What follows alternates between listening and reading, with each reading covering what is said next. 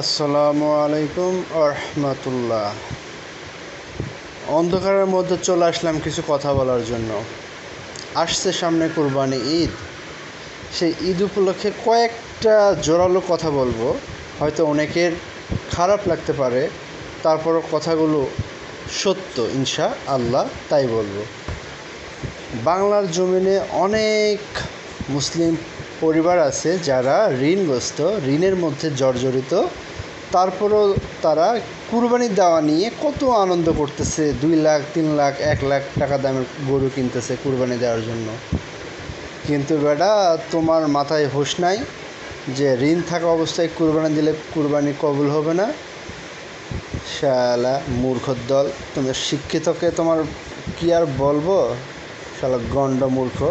এত শিক্ষিত হয় লাভ কি যদি ইসলামের জ্ঞানটাই না থাকে? আল্লাহ সবাইকে হেদায়েত দান করুক, আমিন।